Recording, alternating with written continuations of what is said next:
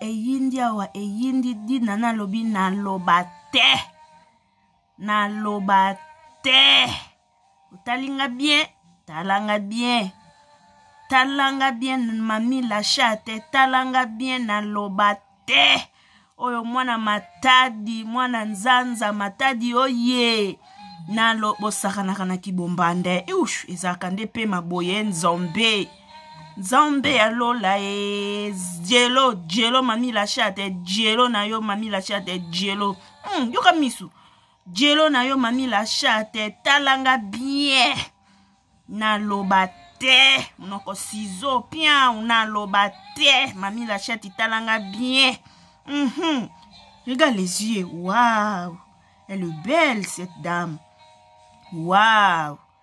Mami la chate talanga bien nga pe naza pe Caleb yo polinga ka basa milai wow tina na pa za wow ça c'est la douce la maman la douce lobi ye pétin et mutako George mutate biso no sous bord à Caleb voilà dinana lobi mutako bangisa mutu azate biso no so bord à Caleb voilà mutako bangisa mutu azate biso no so tout bord à Caleb donc talanga bien monanga bien jero eloko yite eloko eyite obang sangana nini njoto ko banga kolenga Jesus dinana sutuki abi niveau te jero mami la chati jero akangi monoko na loba te niveau. On a tout bâti des bons zaranini. Victoire. Il est perçu viva. Voilà. Nakangi monoko na lobate. Pian na lobate.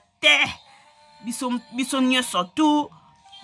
Mutako bangisa mutu ate. Mutako bangisa mutu na makambo yo. Azati. Biso nyoso tu babole ya Kalebe. Biso nyoso babole ya Kalebe. Mutako bangisa moto ayate.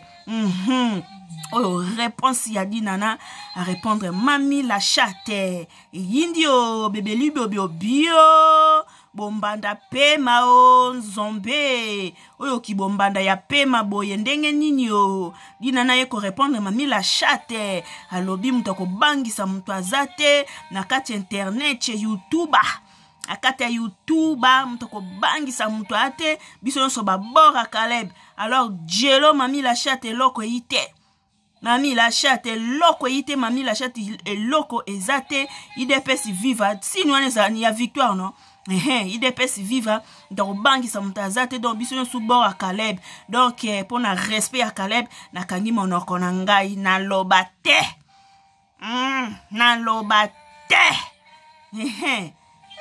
Caleb yo poye bossa choix Caleb va ça la choix kitoko linka base milai base ya bassin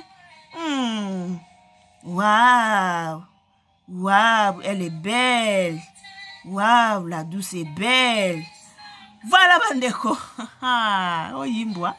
Voilà bandeko. Est-ce que nous sommes là? Numéro na biso.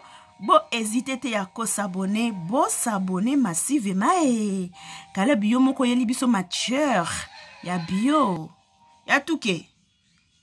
Ya tout ke ba mama tia ba vande na bango yo moko ye na mature ya bio voilà dina na bina kangi munoko na loba te eloko ite Jelo biso nyoso bora Caleb voilà bo s'abonner massivement na Miss Elongation soutien na bino ezaka abonnement donc bo s'abonner massivement et ça soka bien na pesi ba banga bambote na ngibino mingi portez-vous bien on se revoit à la prochaine vidéo bisous bye